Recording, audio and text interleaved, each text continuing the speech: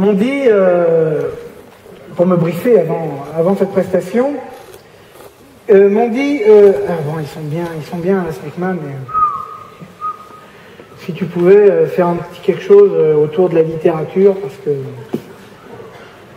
seul truc qu'ils lisent, c'était les poches, et encore que les titres, pas les textes. Donc, je vais faire œuvre de pédagogie et d'utilité publique, puisque je vais maintenant vous inviter à une émission littéraire, générique.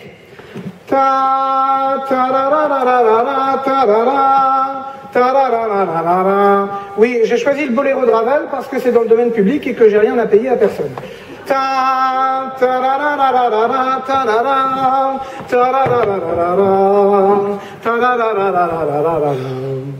Bonsoir. Un footballeur qui meurt, c'est une bibliothèque qui ne brûle pas. C'est sur cette citation du grand poète cannibale Léonard Séton-Sandard que s'ouvre cette nouvelle émission de Libre Livre, notre rendez-vous littéraire, ou plutôt votre rendez-vous littéraire, puisque vous êtes obligés de vous acheter vos bouquins, alors que nous, on nous les offre pour qu'on en parle. Alors, autour de moi, sur ce plateau, des invités prestigieux, enfin les invités les plus prestigieux qu'on puisse inviter sur un plateau de télévision après 1h du matin. Et je me tourne tout de suite, honneur aux dames, comme disait André Gide, vers notre première invitée, qui est la plus talentueuse auteuse, autrice, oh putain, gonzesse qui écrit, de sa génération, mademoiselle Mobilette Dupré. Alors Mobilette, bonsoir. Bonsoir. Mobilette, vous venez de publier aux éditions Kleenex votre 15e ouvrage, et cet ouvrage, vous l'avez sobrement intitulé « Mémoire d'une jeune fille dérangée ». Alors, passé le premier moment d'hilarité dû à l'excellence de ce jeu de mots et au clin d'œil complice à l'œuvre de George Sand, mais je savais bien qu'elle ne passerait pas à Châtellerault, celle-là, une question m'est venue à l'esprit, ou plutôt à l'oreillette, Mobilette. Vous avez 17 ans, Mobilette, et 17 ans, n'est-ce pas un peu jeune pour écrire ses mémoires? Ah non, je crois pas. Je crois que c'est surtout une question de vécu et de maturité personnelle. Et en fait, quand Mathieu m'a quitté pour Jennifer, qui est en première S au lycée Louis-le-Grand, en fait, la première réaction que j'ai eue, c'est que j'ai voulu mourir. Seulement, j'y réfléchis.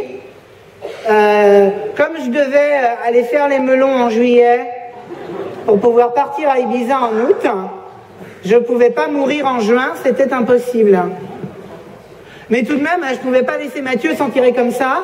Alors ce que j'ai fait, c'est que je suis montée dans ma chambre, j'ai pris un cahier qui ne m'avait pas servi pour le cours de SVT, et dedans, j'ai marqué tout ce qui me passait par la tête dans l'urgence. Ouais, c'est ça, dans l'urgence. Ah oui, tout à fait, Mobilette, je confirme, c'est un livre écrit dans l'urgence, c'est un cri très sec, très ramassé même, puisque cet ouvrage ne fait que 12 pages. Et que, selon les canons de la littérature française, 60 pages, c'est un roman, 15 pages, c'est une nouvelle, et 10 pages, c'est du foutage de gueule. On peut d'ailleurs remarquer au passage, Mobilette, que vous l'avez échappé belle de 2 pages.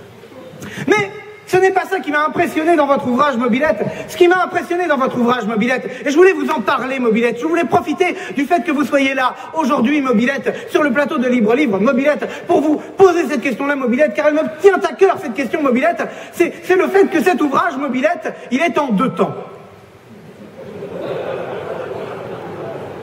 Voilà, je savais que celle-ci, elle allait marcher à Châtellerault.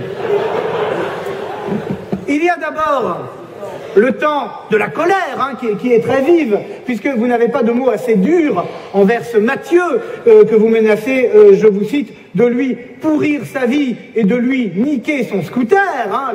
Les mots sont importants, les mots sont un sens. Et puis à peu près à la moitié de l'ouvrage, c'est-à-dire à la page 7, il y a une espèce de rebondissement incroyable qu'on ne va pas révéler, sauf que si, parce que j'en ai rien à foutre, où l'on apprend que vous avez d'ores et déjà rencontré quelqu'un d'autre. Ouais, c'est vrai. En fait, dans la première version du livre, ça se terminait par Mathieu, t'es qu'un pauvre con. Mais en fait, pendant que je suis allé faire les melons en juillet, en fait, j'ai rencontré mon nouveau copain, Jordan. Et donc, j'ai corrigé les épreuves du livre en mettant du Tipex sur mon ordinateur. Oui. Donc, je vais vous demander maintenant ce que je demande toujours aux invités de Libre Livre Mobilette, c'est de bien vouloir lire justement les 2 dernières lignes de cet ouvrage, 2 dernières lignes que je trouve absolument magnifiques. D'accord. Là, d'accord. En fait, c'est pas trop grave que tu m'aies quitté maintenant, que tu m'aies quitté.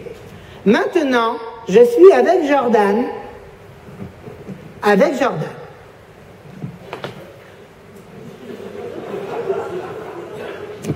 Que dire de plus, Mobilette? Si ce n'est qu'on vous souhaite bon courage pour le prix Féminette, pour lequel vous concourez, et dont le jury sera présidé, comme chaque année, par votre maman, la directrice des Nouvelles Littéreuses, où vous tenez chaque semaine une chronique sobrement intitulée « J'ai des boutons ». Merci beaucoup, Mobilette, je vous laisse rentrer au lycée et, sans plus tarder, car il ne s'agirait pas de déborder sur Histoire naturelle, je me tourne vers notre 2e invité. Alors, peut-on parler d'invité, puisqu'il s'agit d'un véritable monument de la littérature française? Il a eu 2 fois le prix Goncourt, dont une fois avec les félicitations du jury. Il a failli entrer dans la bibliothèque de la Pléiade, sur un malentendu. Il a tenu pendant des années une chronique dans Pif Gadget, en alternance avec Placide et Museau, et il a joué un méchant dans Colombo. Vous voyez certainement de qui je veux parler. Il s'agit du grand, de l'immense, de l'irremplaçable Gaston Brochon. Alors, Gaston, avant toute chose, et pour couper court à une rumeur qui prétend que vous seriez plus désagréable encore sur un plateau de télévision que Jean-Luc Mélenchon, comme si c'était humainement impossible. Pour briser la glace, Gaston Brochon, je vais vous poser une simple question pour briser la glace. Gaston Brochon, bonsoir. Gaston Brochon, comment allez-vous? La question est mal posée. Ok, d'accord, ça va être cool. La question n'est pas de savoir comment je vais, mais si je vais. Ok, d'accord, j'ai pas tout compris, mais ça va le faire. Alors, Gaston Brochon, les téléspectateurs vont peut-être s'interroger sur le fait que nous vous ayons invité aujourd'hui à Libre Livre, puisque, comme chacun sait, votre heure de gloire est un peu passée, et vos ouvrages sont actuellement vendus à la tonne à la braderie Emmaüs pour le prix d'1 euro. Et encore, c'est Emmaüs qui donne l'euro. Donc, faut-il vous l'avouer, Gaston Brochon, en toute sincérité, la seule raison pour laquelle nous vous avons invité ce soir, c'est que nous n'avons pas d'image pour votre nécrologie, et que vu l'état dans lequel vous êtes, il s'agirait de se manier le train. Donc, allez-y, Gaston Brochon, vous avez la parole pour nous et pour notre banque d'images. Livrez-nous donc une de vos fameuses anecdotes qui faisaient tant la joie de Radioscopie et des Jeux de 20 heures. Tu filmes, hein, Coco?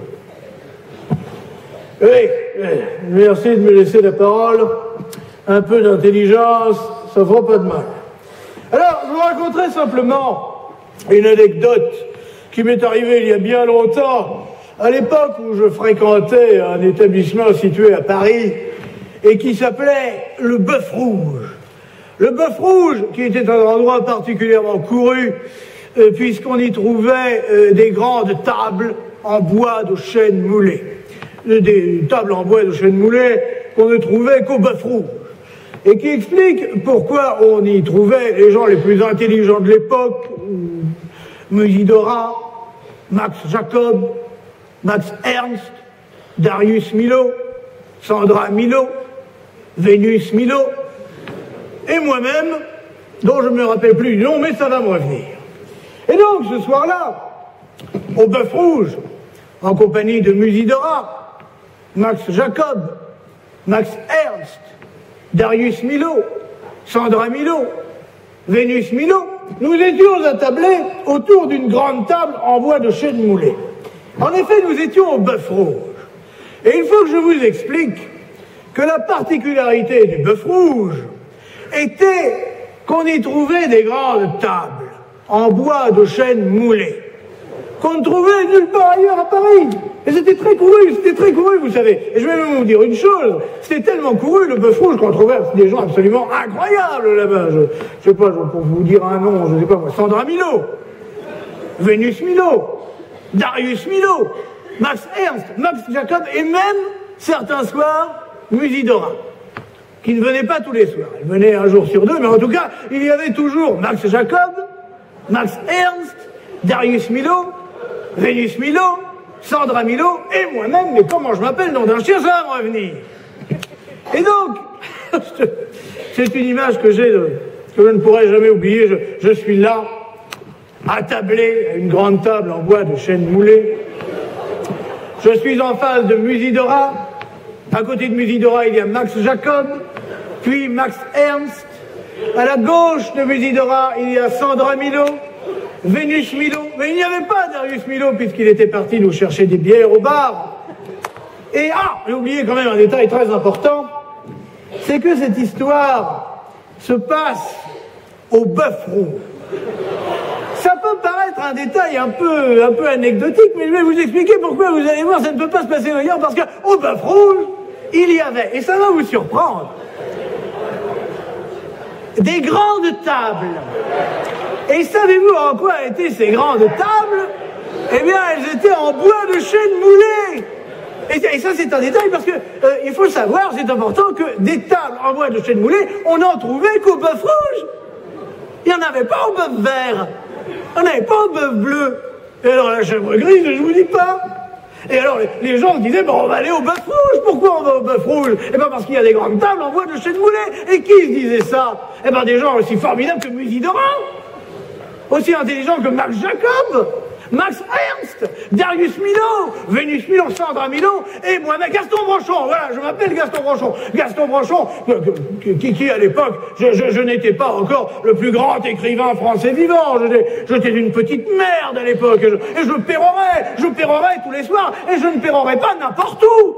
Je pérorais au Bœuf Rouge, autour de ces grandes tables au bois de chêne moulé. Je pérorais devant Musidora, devant Max Jacob, devant Max Ernst, devant Darius Milo, devant Sandra Milo, devant Darius Milo, et puis devant Jean Cocteau. Jean Cocteau, je n'ai pas besoin de vous rappeler qui est Jean Cocteau, un être exquis, un mondain magnifique, auteur de dizaines et de vingtaines d'œuvres dont je ne serais pas foutu de vous citer un titre. Jean Cocteau, qui était là, au Bœuf Rouge. Et savez-vous pourquoi Jean Cocteau aimait le Bœuf Rouge? Eh bien, à cause de ces grandes tables en bois de chêne moulé qu'on ne trouvait qu'au Bœuf Rouge. Et non seulement il y avait des grandes tables en bois de chêne moulé au Bœuf Rouge, mais on y trouvait également des gens comme Max Ernst, comme Darius Milo, comme Vénus Milo, comme Sandra Milo, comme Max Jacob, et moi-même, Gaston Branchon. Et ce soir-là particulièrement, nous étions tous réunis. J'étais là, il y avait Jean Cocteau. À côté de Jean Cocteau, il y avait Max Jacob. À côté de Max Jacob, il y avait Max Ernst. À côté de Max Ernst, il y avait... Attendez, parce que je crois que ma mémoire me joue des tours. D'un coup, je me demande si Musidora n'était pas entre Max Jacob et Max Ernst. Mais entre nous, soit dit, ce n'est pas très important pour la suite de l'anecdote. Cela se passe donc au Bœuf Rouge, qui est un endroit formidable et très couru à cause de ces grandes tables en bois de chêne moulé. Et j'y retrouvais tous les soirs des gens aussi impressionnants que Darius Milo, Vénus Milo, Sandra Milo, Max Ernst, Max Jacob, Musidora et Jean Cocteau. Et Jean Cocteau, ce soir-là, Jean Cocteau me dit, et c'est une phrase que je n'ai jamais oubliée, Faut dire que quand on vous dit une phrase pareille, comme ça, un soir, au Bœuf Rouge, qui était l'endroit le plus couru de Paris, à cause de ces tables en bois de chêne moulé, quand on vous dit une chose pareille, et on ne le vous dit pas comme ça, on ne vous dit pas ça comme ça en loose day, on vous le dit devant Musidora, devant Max Jacob, devant Max Ernst, devant Vénus Milo, devant Sandra Milo, devant Darius Milo, et devant moi, c'est normal, c'est à moi que la phrase s'adressait. Et Jean Cocteau me dit, et j'en ai encore des frissons quand j'y pense, Jean Cocteau me dit, et c'était une vraie leçon de vie, Jean Cocteau me dit, qu'est-ce qu'il me dit déjà, Jean Cocteau? Attendez, il faut que je me resitue. Ça se passe au Bœuf Rouge, qui était l'endroit le plus couru de Paris, à cause de ces grandes tables en bois de chêne moulé. C'était un endroit très couru. Les gens adoraient les grandes tables en bois de chêne moulé. Et il y avait Musidora qui adorait ça. Il y avait Max Jacob, Max Ernst, Darius Milo, Vénus Milo, Sandra Milo et moi-même. Et alors à ce moment-là, ce soir-là, c'était un mardi, je m'en souviens bien, Jean Cocteau qui est devant moi, avec Musidora à ma droite, Max Ernst à ma gauche, à moins que ce soit Max Ernst à ma droite et Musidora à ma gauche. Jean Cocteau me dit, quand même, Jean Cocteau qui est quand même l'auteur de Fanny, César et Marius, Jean Cocteau me dit à moi, Gaston Branchon, petite mère de l'auteur, Jean Cocteau me dit, Gaston, car nous étions très proches, Jean Cocteau me dit, Gaston, ta braguette est ouverte. Eh bien, vous voyez, c'était ça, Jean Cocteau.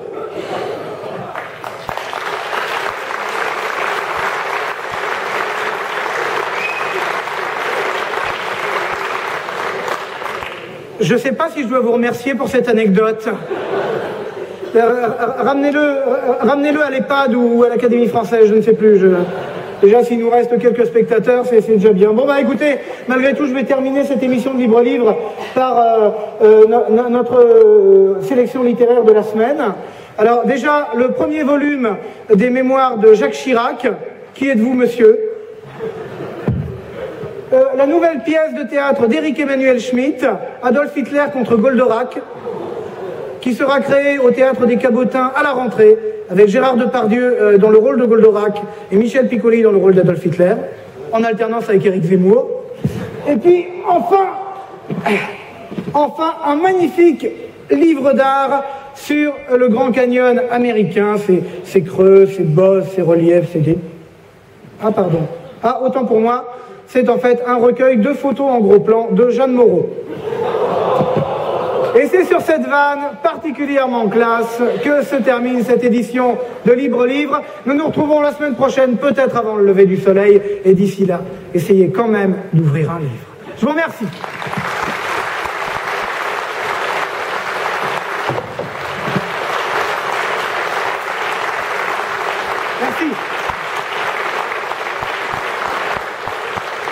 Merci.